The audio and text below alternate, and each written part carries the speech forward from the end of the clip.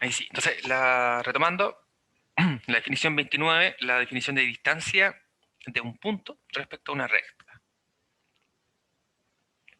Entonces, la medida del segmento perpendicular trazado desde un punto exterior a una recta es llamada la distancia del punto a la recta. Entonces, en el fondo lo que nos quiere decir es que la distancia de un punto a una recta va a ser, si consideramos un punto, consideramos una recta, va a ser la recta perpendicular o la medida del segmento perpendicular a la recta que pasa por el punto. Entonces, por ejemplo, sabemos que una recta se extiende, ¿cierto? Si, por ejemplo, ya la escribí más corta, digamos, yo sí tendría que extenderla, porque necesito que sea perpendicular. Entonces, si trazamos aquí un nuevo segmento, la medida de este segmento rojo va a ser la distancia del punto a la recta. ¿Ya? Tiene que ser perpendicular. Como ve, se define la proyección ortogonal de un punto exterior a una recta. Nos dice que este punto, o la proyección ortogonal, es el punto de intersección de una recta perpendicular desde el punto hacia la recta. Entonces, este segmento cumple con ser la distancia desde el punto exterior a la recta, y a la vez este segmento es la proyección ortogonal desde el punto hacia la recta. Ahora, generalmente ortogonal tiene que ver con la perpendicularidad, ¿cierto? Ahí está la relación. Entonces, ya sabemos determinar la distancia entre un punto y una recta. Bueno, basta recordar que entre dos puntos, ¿cierto? El segmento claramente que los determina es el que me da la medida entre ellas. Y para el siguiente caso todavía no lo hemos visto. Entonces, definimos el teorema 36 en dos partes. El primer caso nos dice que las proyecciones de los puntos de un lado de un ángulo obtuso sobre la recta que contiene al otro lado están en la semirecta opuesta al otro lado. Ahora, cuando hablamos del otro lado nos referimos al mismo otro lado, ¿cierto? Entonces aquí podemos mirar el dibujo. Tenemos el ángulo obtuso. Entonces tenemos los lados. Entonces nos dice que las proyecciones de los puntos de un lado del ángulo obtuso sobre la recta. Entonces aquí está la proyección, ¿cierto? Abajo. Recordemos que como vemos Hola, profe. proyección. Hola, Leticia, buenas tardes. Disculpe la hora. Sí, no se preocupe. No avisaron que venía llegando a la casa y iba a conectarse, así que no hay problema. Ya. Entonces, el dibujo de la izquierda corresponde al primer enunciado. Entonces, tenemos el ángulo obtuso, la proyección, ¿cierto? Es perpendicular hacia la recta de la base. Entonces, aquí se extendió la recta nuevamente. Y están en la semirrecta opuesta al otro lado, ¿cierto? Entonces, claro, si este es el lado cuya proyección, el otro lado sería OD. Lo que quiere decir entonces que esta proyección está en la semirrecta OD, que es opuesta a OA. Bueno, en este caso ahí hay dos puntos D, creo que uno tiene que ser prima si no me equivoco. Para el segundo caso, que sería el dibujo de la derecha, tenemos que las proyecciones de los puntos de un lado de un ángulo agudo, ¿cierto? Entonces aquí tenemos el ángulo agudo, consideramos OC como el lado que vamos a proyectar, sobre la recta que contiene el otro lado, están sobre el otro lado. Entonces, la proyección desde el lado es perpendicular a la base. Entonces, esta proyección sobre la recta, ¿cierto? Que está acá, que contiene el otro lado, están sobre el otro lado. Sobre el lado que no es OC, ¿cierto? Sobre el lado que no es el que proyectó. Entonces la diferencia es que dónde cae la proyección. Si el ángulo es obtuso, la proyección va a quedar en el lado, en la semirecta opuesta, y si es agudo va a quedar sobre la misma semirecta. En el fondo eso es lo que nos dice el 36. Entonces, como este teorema, este hay que probar.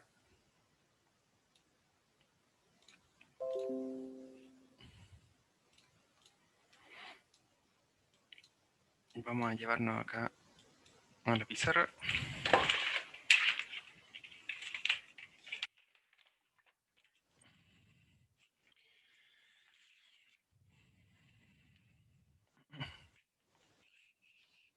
Y tenemos entonces.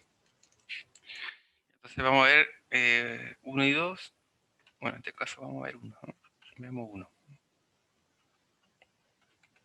Y al dibujito no nos trajimos el dibujito.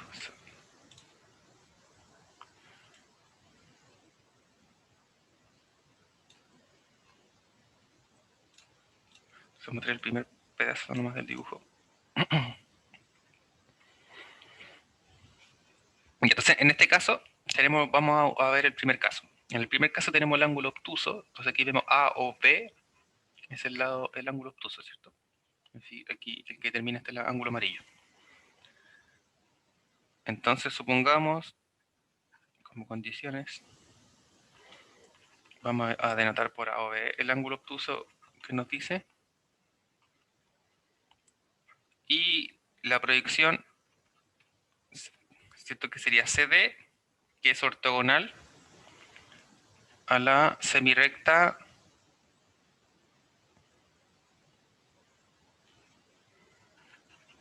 o digamos la recta OA.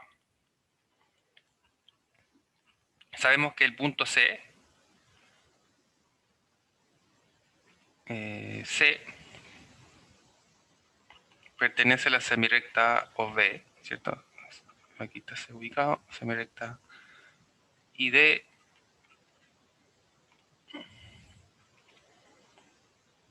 bueno, en este caso sobre OA. Entonces vamos a dejar aquí como semirrecta. Entonces, con D pueden ocurrir 3 casos.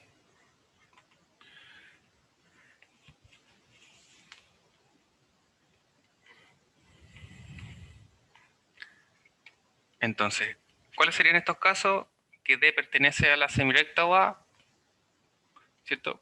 Como en el dibujo están los dos puntos a la vez, ¿cierto? Si se dan cuenta, las líneas punteadas están hacia acá y hacia allá. Entonces, un caso es que D está en este lado, un caso es que D está en el otro lado, y el caso más fome, por así decirlo, es que D coincide con O.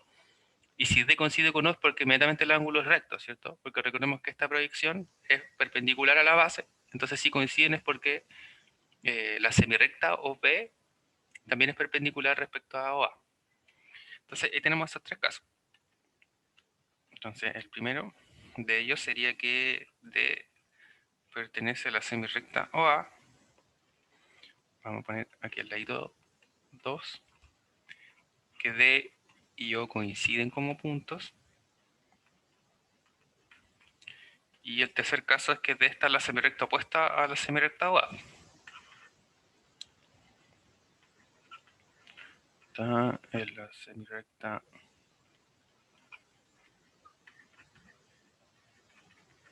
opuesta a OA. Oh, ahí sí.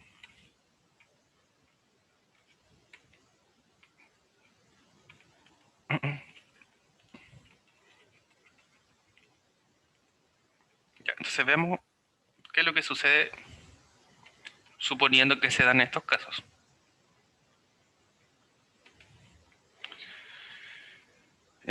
Si ocurre uno, vamos aquí, veamos que si ocurre uno, es decir, si D está en OA,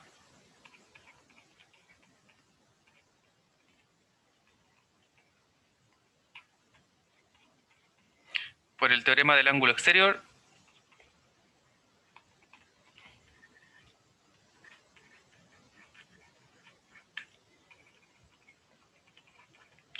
recordemos que esto nos decía que el ángulo exterior era mayor que cualquiera de los otros ángulos no adyacentes, ¿cierto?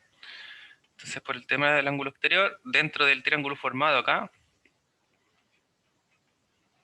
COD,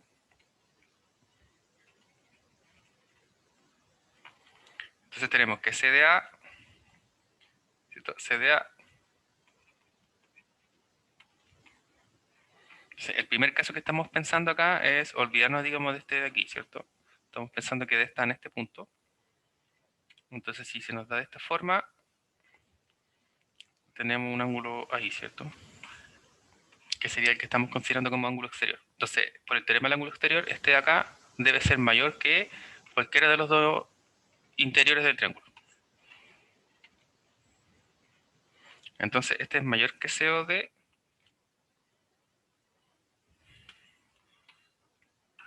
¿Esto qué sería ese? Aquí vamos a anotarlo bien porque es todo el ángulo, ¿cierto? Pero nosotros sabemos por hipótesis que COD es obtuso, ¿cierto?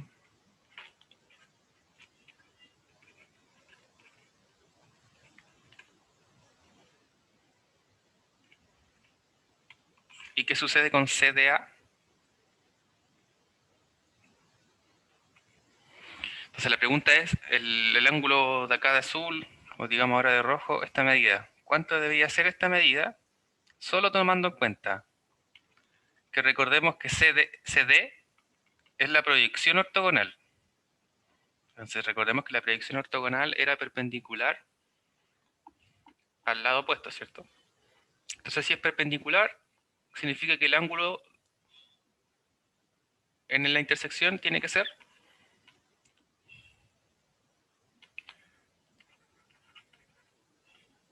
muy bien, recto, ¿cierto? Claro, la proyección ortogonal. Entonces tenemos que es recto. ¿Y qué sucede? Un ángulo obtuso es menor que un ángulo recto, ¿cierto? Aquí. Esto para abajo, perdón. ¿Cierto? Porque este de acá sabemos que es obtuso por ser hipótesis. Y lo que tenemos que estar acá es recto. Ahí sí. Perdón por el desorden. Entonces COD es recto y ahí tenemos la contracción.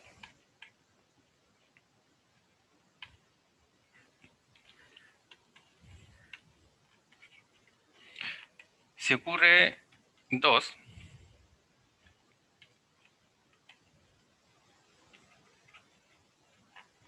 es decir que D es O,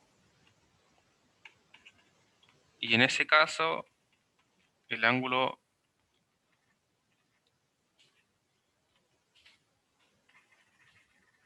son el mismo ángulo, ¿cierto? Entonces, ¿qué sucede con ese problema? El problema sería que el mismo ángulo, por hipótesis, fue definido como obtuso, pero al ser la proyección ortogonal es recto, ¿cierto? Entonces es obtuso y recto. Sabemos que esa cosa no existe tampoco.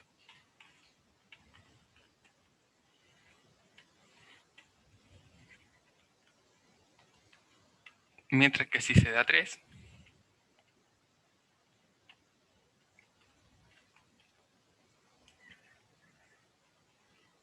se tiene que O está entre A y D, ¿cierto? Es decir, O, A. Tenemos O entre A y D, y entonces vemos que aquí esto corresponde al caso 1 finalmente. Solamente que tenemos un diferente orden. ¿Ya? Así va. Entonces, para el segundo caso es lo mismo. La diferencia es que vamos a utilizar como agudo el ángulo, entonces las contracciones en estos casos van a ser semejantes. Entonces, para 2 creo que dice. Vamos a dejar que haga de ejercicio. Al menos siempre me parece que hemos dejado casi todos los de ejercicios los que son en base a la demostración de la anterior. Ya. De todas maneras, siempre se sugiere que lo traten. Aunque ahora digamos que la prioridad es que hagan la guía 2, ¿no?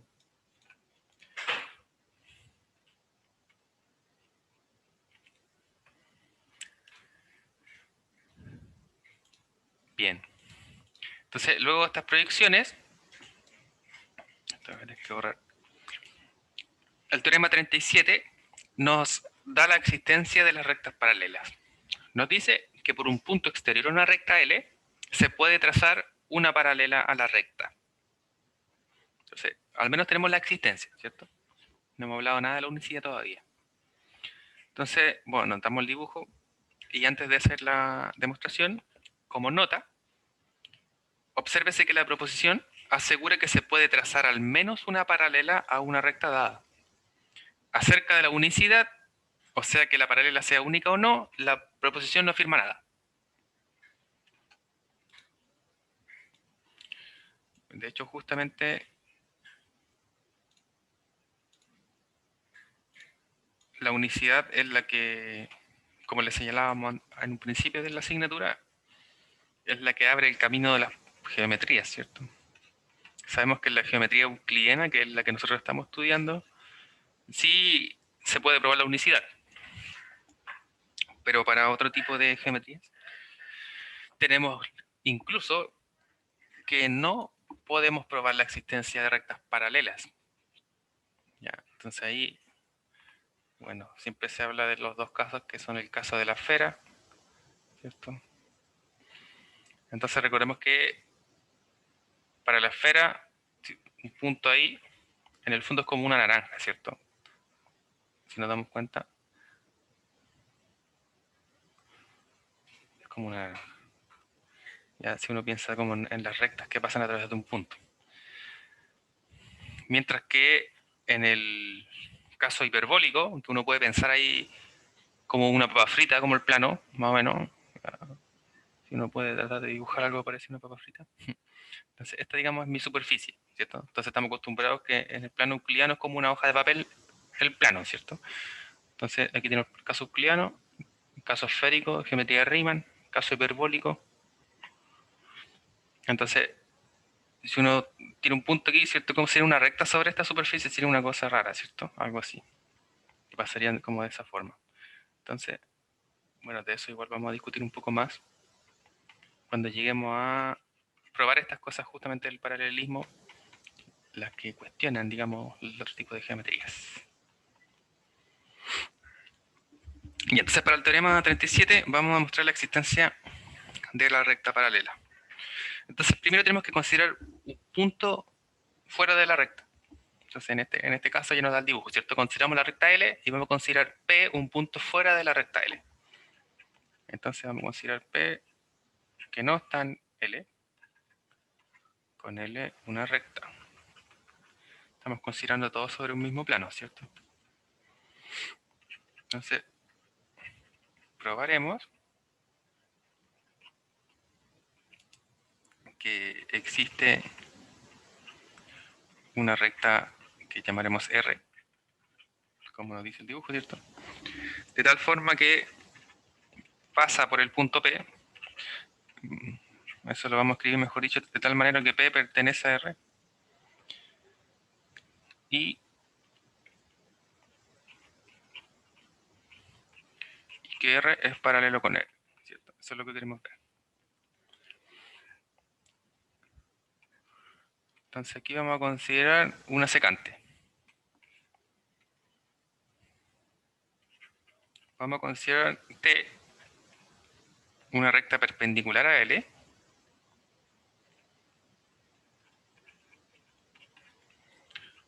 con P en esta perpendicular. Entonces, si ahora T está perpendicular, entonces sabemos que es perpendicular a L, ¿cierto? Entonces este ángulo es recto y tiene la particularidad que P también pertenece a esta recta T.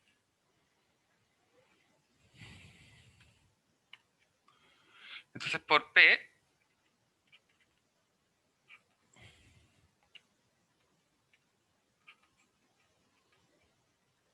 trazamos una recta, en nuestro caso vamos a llamarle R.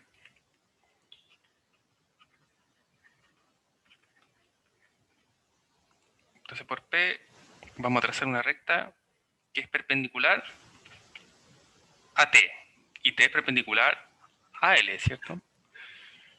Entonces R es perpendicular con T, T es perpendicular con L.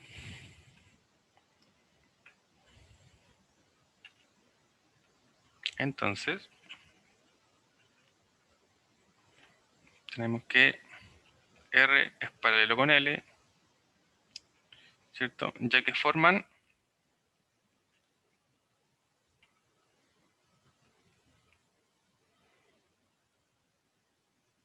Bueno, vamos a colocar aquí, ya que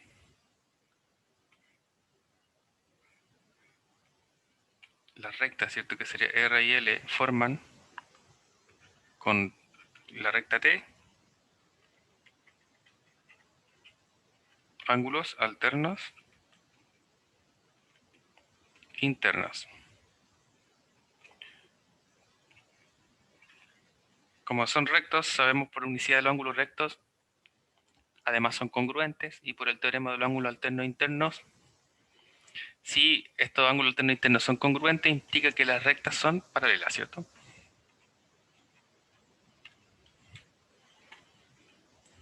Entonces, sí es posible construir una recta paralela por un punto fuera de dicha recta. Entonces, como bien dijimos en un principio, lo que sabemos es que se puede construir, lo que no sabemos es cuántas podemos construir, ¿cierto? Porque la unicidad, digamos, queda ahí el caso abierto todavía.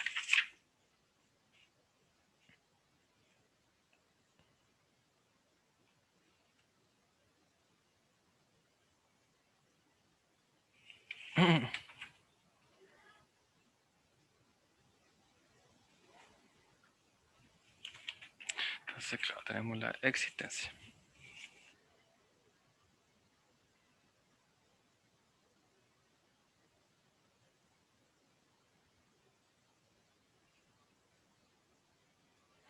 Bueno, luego de ello tenemos un teorema 38. Si nos damos cuenta, ¿cierto? El caso lado, ángulo, ángulo tiene que ver con congruencia de triángulos, es decir, uno se preguntaría por qué estamos viendo este teorema en este capítulo y no en el capítulo de los axiomas de congruencia. Y bueno, para responder eso solo basta considerar de que no teníamos la maquinaria suficiente para poder probar esta propiedad. Entonces recordemos que teníamos lado, ángulo, lado, ángulo, lado, ángulo, lado, lado, lado, ¿cierto? Pero este criterio nos dice que si consideramos dos triángulos, ABC y DF, de tal manera que tienen dos pares de lados congruentes, en este caso ahí se enuncia BAC congruente con EDF y CBA y FED de las figuras respectivamente.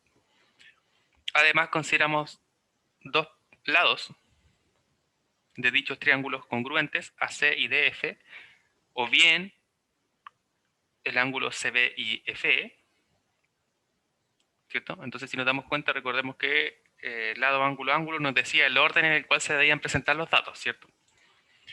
Entonces, nos asegura que dichos triángulos son congruentes. Entonces, la última parte, ¿cierto? El enunciado nos dice que puede ser cualquiera de los dos lados que son congruentes. Claro, porque si tenemos ángulo, ángulo, como es lado, ángulo, ángulo, puede ser lado, ángulo, ángulo, o bien puede ser lado, ángulo, ángulo, ¿cierto? Entonces, por eso que nos dice que puede ser cualquiera de estos dos casos. Entonces, aquí lo mismo, lado, ángulo, ángulo.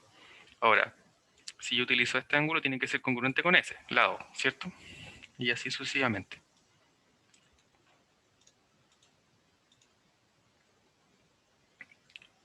Ese, digamos, sería el caso que hay que tener más ojo.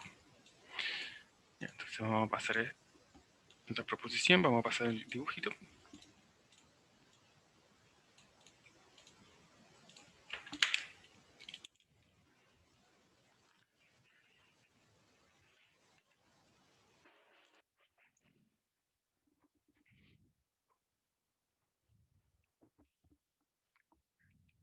Mm.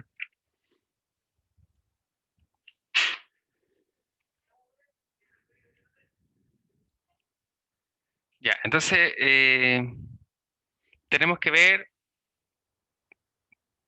bueno, podemos ver para cualquiera de los dos lados, podemos ver con uno, con que uno se cumple, con el otro caso sería lo mismo, ¿no?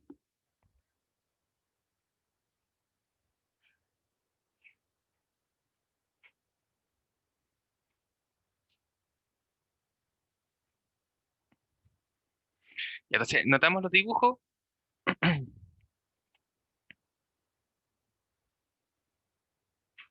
asumimos la hipótesis, ¿cierto? Mediante lo que ya se presenta. Entonces lo que nos vamos a afirmar nosotros para encontrar esto, para probar LA, vamos a buscar encontrar algunos de los teoremas que ya hemos probado, ¿ya? Porque estamos trabajando con triángulos, ¿cierto? Entonces podemos aplicar cualquiera de estas cosas. Entonces vamos a decir aquí que si, de hecho vamos a decir si vemos que el segmento AB es congruente con el segmento DE,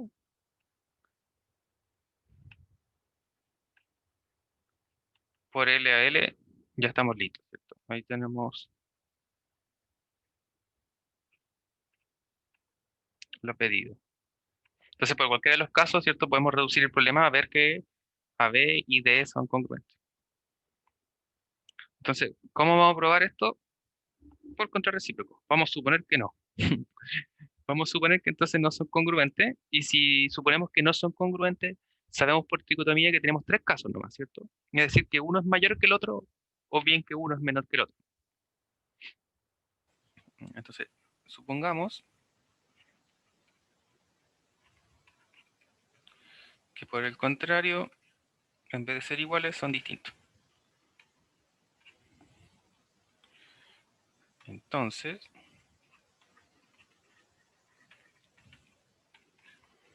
lo que sabemos por tricotomía es que las únicas opciones posibles, ahora bien, son que AB es mayor que DE, o por el contrario, que es menor que DE.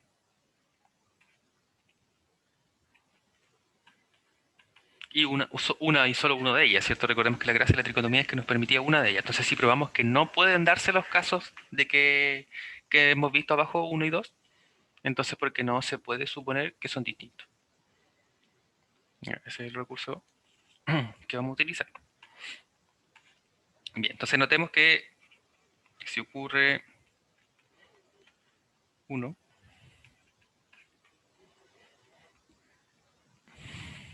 entonces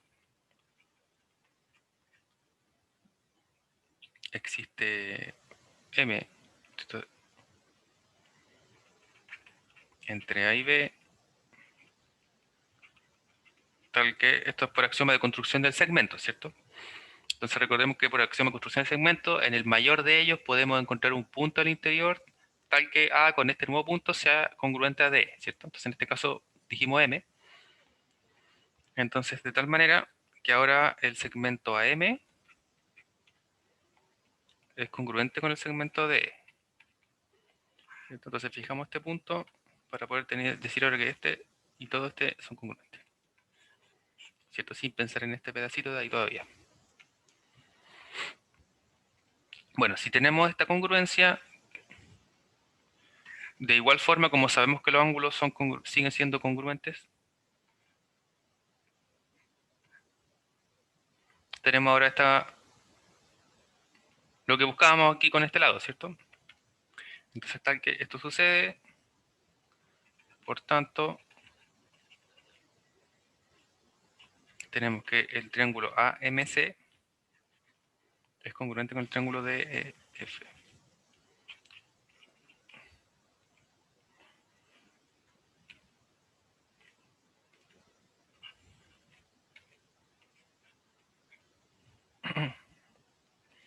Luego, ángulos correspondientes en triángulos congruentes, tenemos que el ángulo CMA es congruente con el ángulo del vértice E.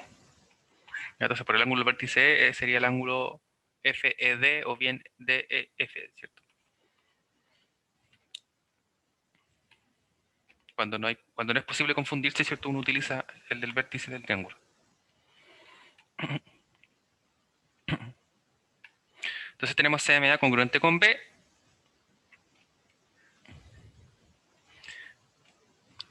Así, vamos a seguir abajito. Así, en el triángulo CMB, entonces ahora nos fijamos solamente en este triángulo chiquitito de acá,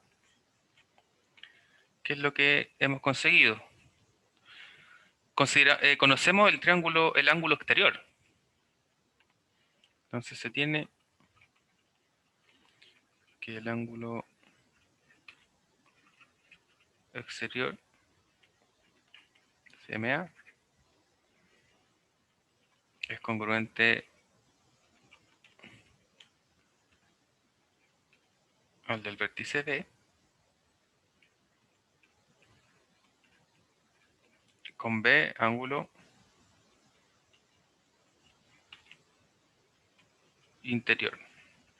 Entonces aquí tenemos una contradicción porque sabemos por el teorema del ángulo exterior de que este debe ser mayor que cualquiera de los lados de los ángulos interiores no adyacentes. Entonces aquí, teorema 34, ¿cierto? Vamos a decir así, o del ángulo exterior. Esto lo voy a entre paréntesis. Entonces no se puede dar ese caso. ¿Qué sucede para el caso 2? Es lo mismo pero al revés, ¿cierto? Es exactamente lo mismo pero al revés. Entonces ahora vamos a fijar un punto en el DE de tal manera que AB sea congruente con este nuevo segmento. Entonces en DE, entonces pasaría lo mismo, solo que ahora en este triángulo, ¿cierto? Oh, perdón. Entonces por construcción, ahora puedo fijar aquí un punto, no sé, supongamos N, de tal manera que ahora AB es congruente con DN y sucede todo lo mismo, ¿cierto? Va a suceder lo mismo.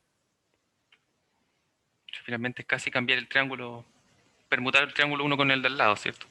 Y nos damos cuenta que sería el mismo caso. Es decir, no se puede dar tampoco, ¿cierto? Vamos a colocar entonces resumidamente esto similarmente.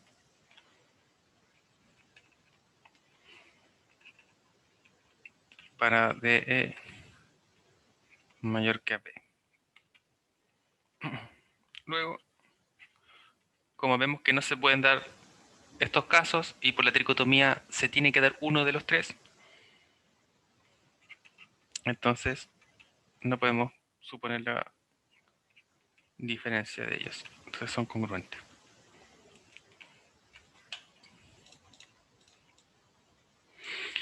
Entonces, claro, necesitábamos los teoremas de ángulo exterior, de ángulo interiores, principalmente este, ¿cierto? Porque la construcción era por construcción del segmento aquí, esto ya uno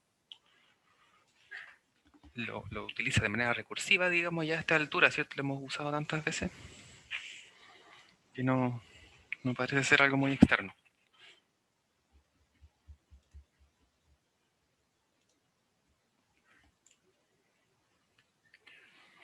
Esto se permite enunciar un teorema que nos da casos de congruencia para diferentes tipos de rectángulos, triángulos rectángulos, perdón. O sea, 4 casos de congruencia en triángulos rectángulos, entonces estamos particularizando algunos anteriores con respecto a si posee un ángulo recto. El primer punto nos dice que dos triángulos rectángulos que tengan congruentes sus catetos son congruentes. Entonces, claro, ¿cierto? Porque eso nos aseguraría inmediatamente que si tenemos un ángulo recto en común y sus dos catetos son congruentes, tenemos lado, ángulo, lado, ¿cierto? Bueno, vamos a escribir igual toda esta demostración. El segundo caso, tenemos dos triángulos rectángulos que tienen congruente un cateto y además un ángulo agudo congruente. También nos asegura la congruencia de dichos triángulos. El tercer punto nos dice que dos triángulos rectángulos que tienen congruentes la hipotenusa y un ángulo agudo también son congruentes.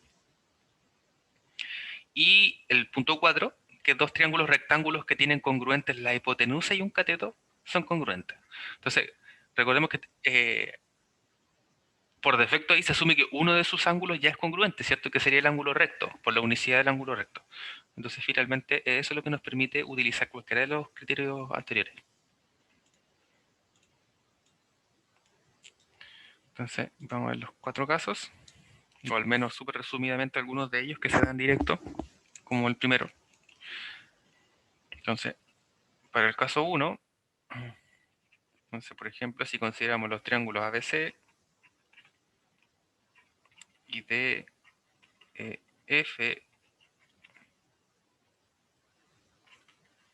tales que, entonces tiene sus dos catetos congruentes. Vamos a decir AC congruente con DE y AB congruente con DF. Entonces,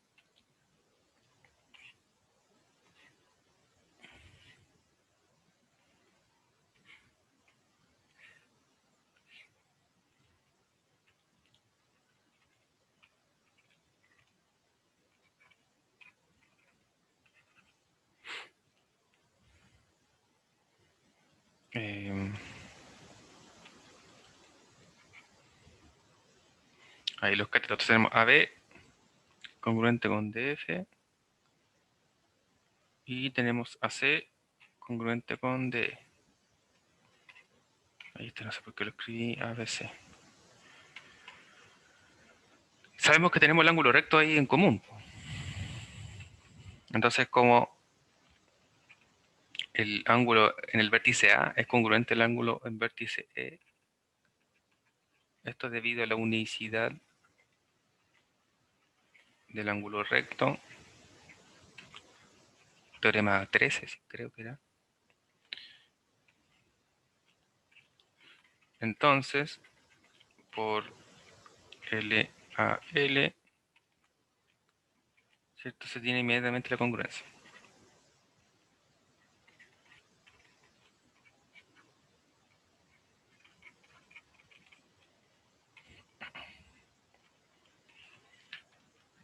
Entonces, el segundo caso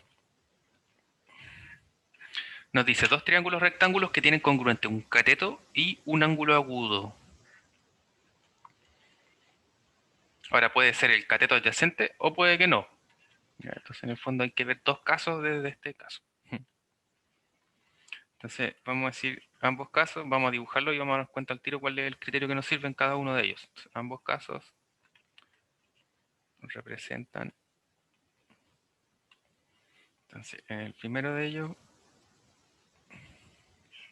bueno, es recto. Al menos sabemos que es recto, ¿cierto? Entonces queda bien dibujado. Supongo. Ya, entonces vamos a dejarlo así nomás. Tenemos el ángulo recto listo. Y lo que nos decía es que tenían un ángulo agudo. Entonces, vamos a suponer este caso congruente. Y lo otro que nos dice es que los catetos, ¿cierto? Entonces, decir que puede ser el cateto adyacente al ángulo agudo o no. Entonces, por ejemplo, aquí vamos a suponer que sí. Supongamos que con el caso adyacente. Entonces nos damos cuenta mediante el dibujo rápidamente que este caso corresponde a ángulo, lado, ángulo, ¿cierto? Ángulo, lado, ángulo. Ya, entonces eso nos va a dar inmediatamente. Entonces digamos ahí por ala se tiene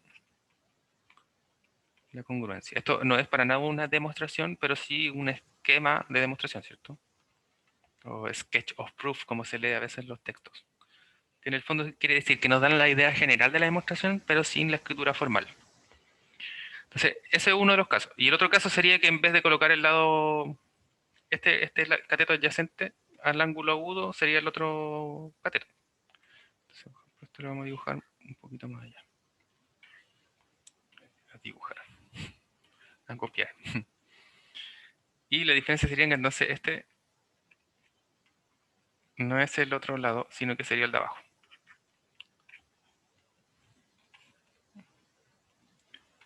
Y entonces en este caso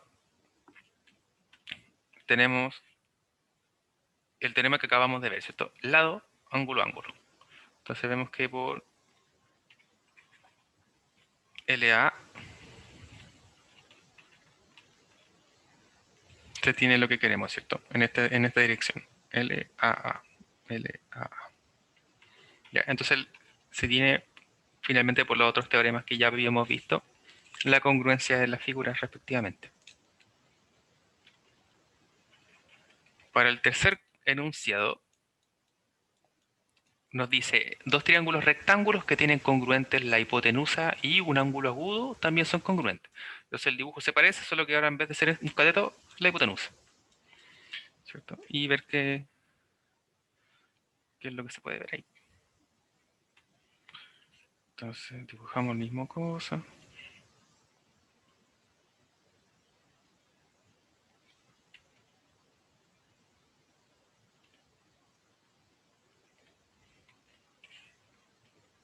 Vamos a repetir este mismo. Entonces tienen un ángulo agudo, vamos a poner el otro, y la hipotenusa, respectivamente, ¿cierto? Entonces para este caso nuevamente tenemos LAA, ¿cierto? Si uno considera el otro ángulo agudo es lo mismo, LAA. Si se dan cuenta, ¿cierto? Entonces finalmente también se obtiene de un caso anterior, por LAA, ¿cierto? Se tiene la congruencia. Y el caso 4,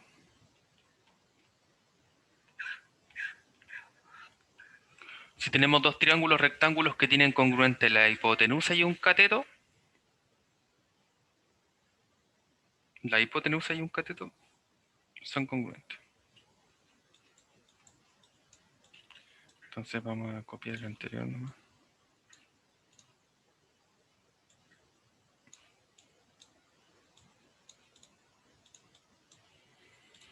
Es decir, acá el ángulo agudo no.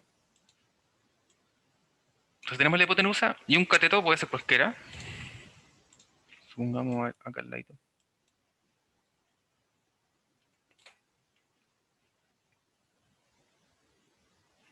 Y aquí no aparece directo, ¿cierto?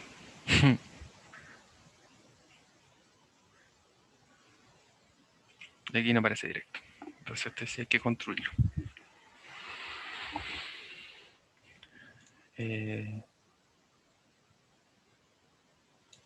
Voy a ver qué tanto ocupe de la pizarra. Así bueno, ocupe algo.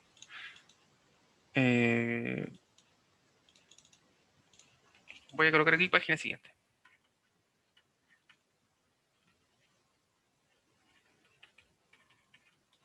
Ya, entonces así nos aseguramos de tener un espacio prudente para poder escribir lo que necesitamos. Entonces estamos en el caso 4. Entonces, en efecto,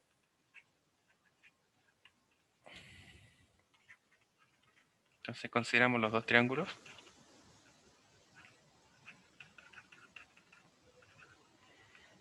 Rectángulos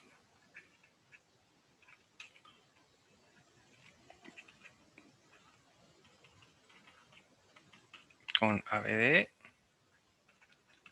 y ACDF. Entonces la figura, perdón.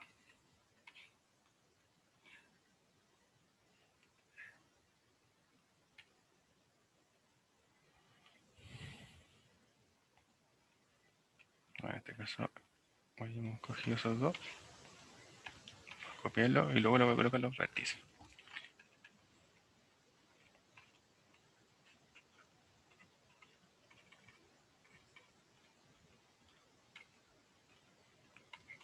Entonces, AB con D, AC con DF. Y ahí sí. Y el ángulo que sabemos que es recto.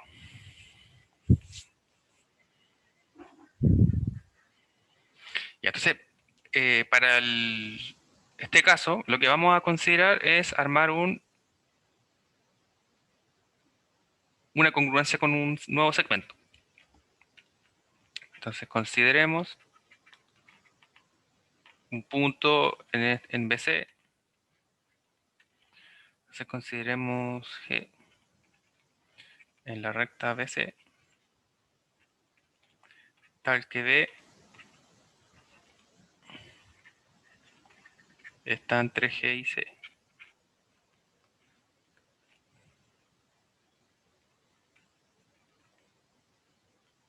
Entonces, en el fondo nos fija un punto G por allá.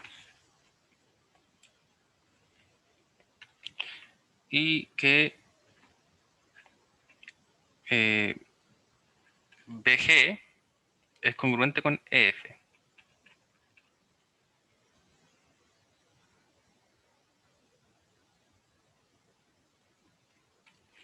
Entonces, voy a extenderlo hacia acá, pero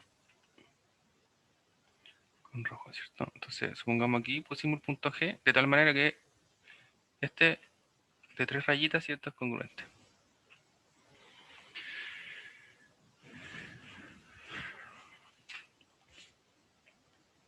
Entonces, ahí notamos que tenemos lado ángulo, porque sabemos que el ángulo recto es par lineal, es congruente. Entonces tenemos una congruencia si cerramos aquí el triángulo, ¿cierto? Ahora recordemos que todo esto siempre existe por axioma construcción del segmento. ¿Cierto? Recordemos que siempre este era el axioma que nos permitía sacar un punto o sacar un segmento congruente bajo la manga, ¿cierto? Entonces, si eso verifica, entonces por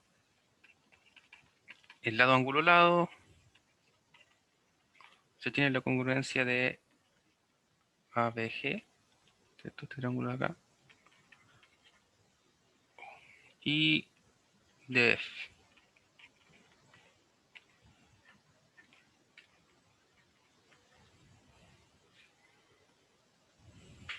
Así.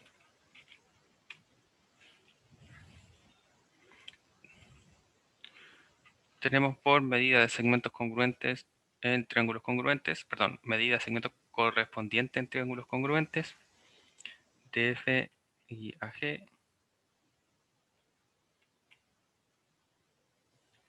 no, DF y AG congruentes, pero sabemos por hipótesis que DF es congruente con AC, ¿cierto? Entonces esto es por hipótesis. Entonces, por transitividad, tenemos que AC es congruente con AG. Y por tanto, el ángulo en G es congruente con el ángulo en C. Entonces tenemos que AG es congruente con AC. Y en el caso de esto, sabemos por definición que tenemos un triángulo, el triángulo AGC es isósceles, y si sus ángulos son congruentes, ¿qué sucede? Es la base, los lados lo son, ¿cierto? Por isósceles. Entonces AG, AC, tenemos que el ángulo en G, el ángulo en C son congruentes.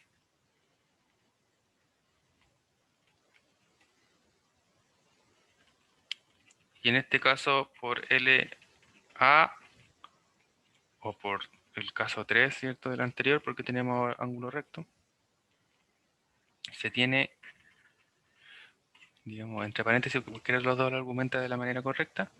Finalmente recordemos que el caso 3 era ocupar LA. Tenemos que ABC como triángulo es congruente con el triángulo ABG. Por lo tanto, tenemos que el triángulo ABC congruente con ABG, ABG es congruente con DF, entonces esto es congruente con DEF. Sí, recordemos que aquí estaba esa transitividad 3S, nos permite conjeturar, concluir la congruencia que queremos. Entonces, ese era el caso, digamos, un poco más constructivo. El resto salía directamente de las observaciones que habíamos hecho. Entonces, así tenemos los casos de congruencia para los triángulos rectángulos, que si bien se deducen de los criterios anteriormente vistos, eh, son resultados directos en el triángulo rectángulo. Entonces, para terminar, nos queda el corolario 12, cuyo dibujito, digamos, de la demostración nos daremos cuenta que también es muy directo desde el teorema anterior, ¿cierto? Desde este que nos reúne todos los casos. En particular, consideramos 3 y 4, ya que son los que vamos a utilizar. Entonces, el corolario 12 nos dice que dado un ángulo AOB, cualquier punto de su bisectriz equidista de los lados del ángulo. Entonces, equidistas que están a la misma distancia, ¿cierto? E inversamente, cualquier punto en el interior del ángulo que equidista de los lados pertenece a la bisectriz del ángulo. Para el segundo caso, dice que dado un segmento AB, cualquier punto de la mediatriz del segmento equidista de los puntos extremos del segmento. o recíprocamente, cualquier punto en el plano del segmento y la mediatriz que equidiste de los puntos extremos del segmento pertenece a la mediatriz del segmento. Entonces, vamos a ver el caso 1.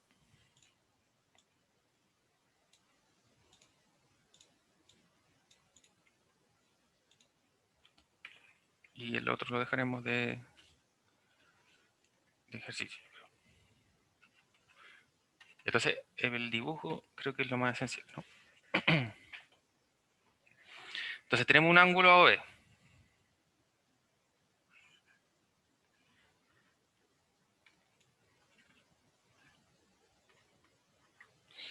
Una bisectriz. Entonces nos dice cualquier punto que equidista de los lados del ángulo. Entonces, vamos a poner una bisectriz ahí bien larga. Entonces esta bisectriz, supongamos M, ¿ya? Entonces tenemos la semirrecta, ¿cierto? Y que equidista a los lados quiere decir que si consideramos un punto acá y queremos tomar la distancia hasta la bisectriz, sabemos que tiene que ser perpendicular, ¿cierto? Entonces, por ejemplo, vamos a fijar aquí P. A ver, para que se note que sea perpendicular, creo que tiene que ser un poquito más adentro, ya, ahí.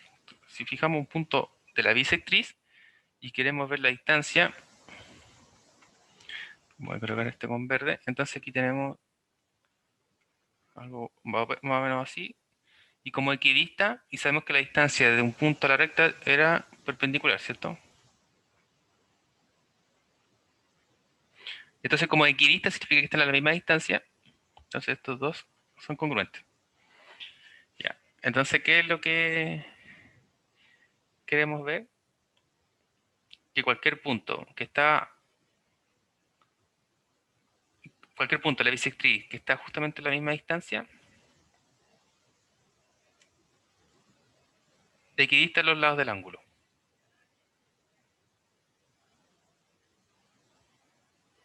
Entonces, si dice equidista a los lados del ángulo, lo que quiere decir en el fondo es que entonces la medida de aquí hasta donde está ese punto y acá también deberían ser congruentes, ¿cierto?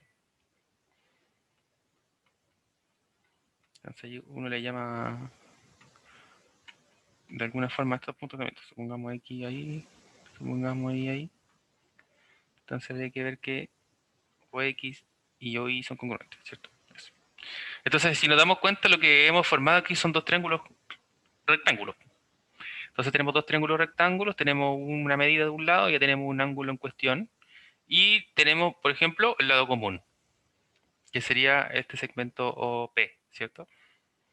Que está incluido en la bisectriz. Entonces ahí tenemos el caso 3, o bien tenemos el caso 4, si asumimos el lado opuesto, que en este caso esta sería la hipotenusa, y un cateto, adyacente al ángulo recto, ¿cierto? Entonces ahí tenemos casos 3 o 4. Entonces notamos que aplicando, vamos a decir directo, aplicando 3 o 4 del teorema anterior. ¿Cierto? Porque nos daría la congruencia del triángulo, y si nos da la congruencia por lados correspondientes, tendríamos que estos segmentos son congruentes, que significaría que están a la misma distancia. Bien.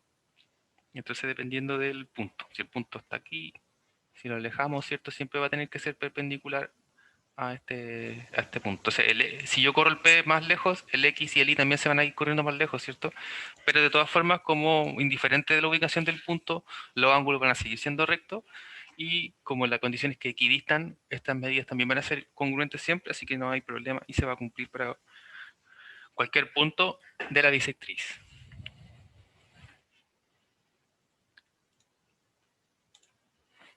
Como nota, decimos en el caso 1 que la bisectriz de un ángulo es el lugar geométrico de todos los puntos que equidistan de los lados del ángulo. Y en el caso 2 diremos que la mediatriz es el lugar geométrico de todos los puntos que equidistan de los extremos del segmento.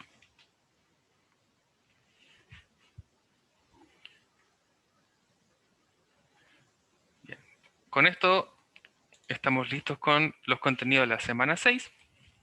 Entonces, nuevamente aquí lo he visto ya como último clase antes de las exposiciones, ¿cierto? Recordemos que la próxima semana hay exposiciones. Se asume también su asistencia dentro de, claramente, siempre se puede rescatar algo del compañero, algo que, de lo que está exponiendo, o bien simplemente por, por respeto de los compañeros que tienen que exponer. Y mientras, ¿cierto? En paralelo, diríamos, durante esta semana trabajar en la guía también, pues. Ya recordemos que el lunes siguiente, el 9, el certamen 1. Bueno, sin embargo, ahí no entra en la guía 2, ¿cierto? Entraba solo incidencia y orden. Ya, entonces, finalmente, precido el quiz 1, guía 1, repasar las propiedades de los primeros dos capítulos de axiomas de incidencia y de orden. Eso. Bueno, chicos, no sé si les queda alguna duda correspondiente a la clase, correspondiente a lo de las exposiciones. No, profe, yo en la tarde le voy a enviar mi dibujo, bueno, con Dylan, para Ajá. saber si está bien, para poder empezarlo. Ya vale, súper. Sí, algunos de los chicos también ya me han enviado su desarrollo, así que qué bueno porque así pueden confirmar y al menos continuar trabajando de manera más segura, más tranquilo al menos, ¿cierto? Que es lo que importa. Y nuevamente entonces a señalar o reiterar la invitación para la charla ahora a las 4:15, ¿cierto? Un ratito más, media hora más, ahí nos vemos en la charla de la profesora Amalia, ¿cierto? Los números primos inviten a sus familiares, a sus amigos, a sus compañeros, a sus alumnos. Alicia también puede invitar, quizás muy tarde para invitar a sus alumnos a la charla, pero no importa. Recuerda que cada 2 semanas el Instituto de Matemáticas está realizando estas charlas de tema con el propósito de llevar matemáticas a todos. Entonces ahí también, ¿cierto? Se pueden instar y sobre todo participar para compartir con los profesores del instituto, ¿cierto? Del departamento de matemáticas y conocerlo un poco más en qué se desarrollan y en qué se desenvuelven en sus áreas de trabajo. Eso. Bueno, chicos, entonces nos vemos más rato para los que van a la charla y si no, nos vemos el lunes. Cuídense mucho y que estén bien. Chao, profe, que esté bien, gracias. Profe, que esté Chao, bien. profe, que Gracias esté igual a bien. ustedes. Chao, chao.